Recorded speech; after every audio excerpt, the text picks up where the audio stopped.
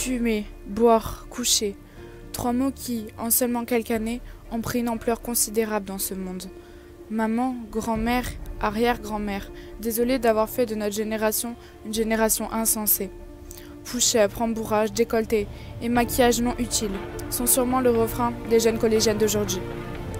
Et le pire dans tout ça, c'est que cela paraît normal aux yeux de beaucoup.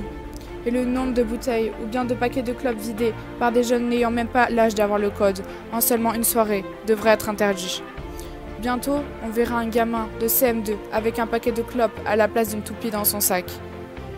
Génération où chaque adolescent se ressemble, tel des jumeaux, de peur de ne pas être accepté. Originalité, où es-tu?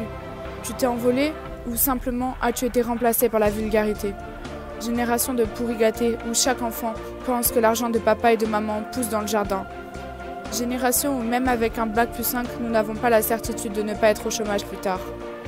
Génération où, à chaque petit débordement, les gens crient, tel un chien orangé, se croyant dans une télé-réalité.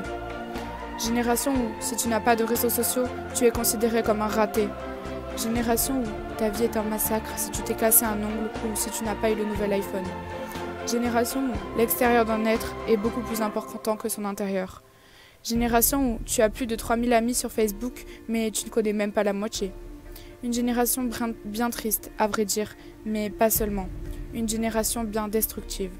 Saviez-vous que 1 jeune sur 3 serait en souffrance psychologique? Plus alarmant encore, saviez-vous que 28% des adolescents disent avoir pensé au suicide et 11% seraient passés à l'acte? Au suicide, bordel! Comment un être peut vouloir se retirer la plus belle chose qu'il peut avoir, la vie? Car oui, sans vie, il n'y aurait rien de tout cela. Génération où, pour la plupart, on ne croit plus en l'amour, car on a déjà le cœur détruit. Où les jeunes hommes sont insultants, infidèles et même violents. Où les jeunes femmes sont déjà présentes dans les réseaux de drogue et de prostitution. Vous attendez tellement de cette génération. Vous espérez de nous ce que nous n'arriverons jamais à accomplir. Nous avons quand même réussi à obtenir une génération où même le gouvernement et les forces de l'ordre ont du mal à nous gérer. Alors je propose de lever notre verre à cette foutue génération.